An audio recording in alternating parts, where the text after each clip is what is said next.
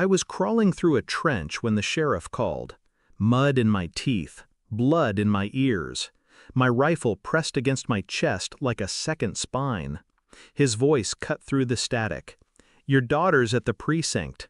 A pause, a throat swallowing something it didn't want to say.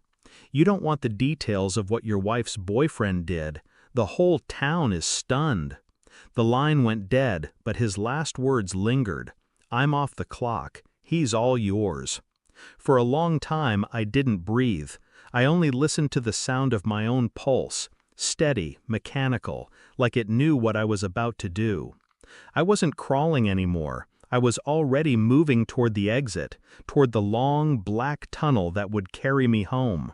And I wasn't flying home to talk. The precinct lights stung my eyes, fluorescent, artificial. They painted my daughter pale and ghost-like. She wouldn't look at me. She didn't need to. Her silence said enough. My wife sat across the room, mascara cracked, hands folded like a schoolgirl begging forgiveness. She spoke, but I heard nothing.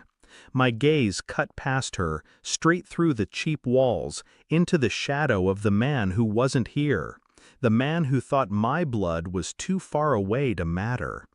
Betrayal is never loud. It's quiet. It hides in the way she flinched when I walked in the way she avoided my eyes, in the way she held her breath as if I could smell him on her skin. I said nothing. I signed the papers, took my daughter home, put her to bed in silence, and then I poured a glass of water, sat at the kitchen table, and let the weight of every detail stack itself into place. She'd invited a stranger into my home, into my family, into my daughter's life. And when he showed his teeth, she let him. I didn't rage. Rage was wasteful. Instead, I observed.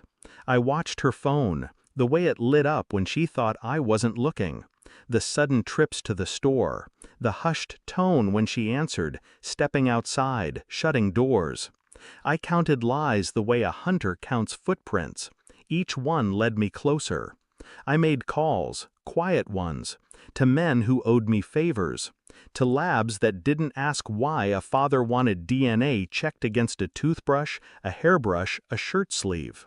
I smiled at dinner, kissed my daughter goodnight, and while she slept, I sat in the dark, scrolling through call logs, tracing messages, reading promises written in the language of cowards. She thought she was clever. She thought I was blind. But I had patience, and patience is sharper than any blade. The envelope arrived at dawn, thin, harmless, but inside, the truth bled ink across paper. Her lover, my wife, the secret life they thought they owned. I set the report on the table, waited for her to wake.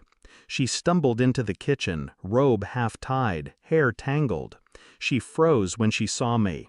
I didn't speak. I only slid the paper across the table. Her eyes flicked down, red, stopped. The color drained from her face. Her lips parted, but no sound came. A whimper, maybe. The sound of glass cracking under pressure. I watched her unravel, piece by piece. Her hands shook, her mouth trembled, her chest rose like a drowning woman desperate for air. And I was calm. She whispered, "Please, I can explain." I almost laughed.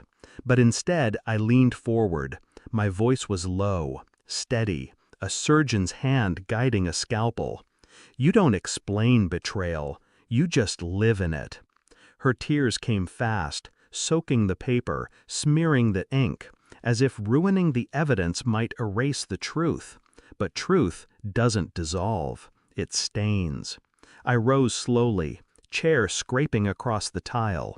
You thought I wouldn't know, that I'd be too far, too blind, too loyal. My eyes burned into hers. But you forgot what I do best. I watch. I wait. I strike. I left the report with her trembling hands, a mirror she couldn't smash, a truth she couldn't bury. I walked out. The morning air was cold, sharp in my lungs, cleansing me of the last threads that bound me to her. Behind me, I could still hear her sobs echoing in the house, but they no longer reached me. She'd chosen her shadow. I was only dragging her into the light. And now that she was exposed, stripped of her lies, I felt nothing. Not anger, not grief, only clarity. Some betrayals break you, some remake you. I had no pity left, only distance.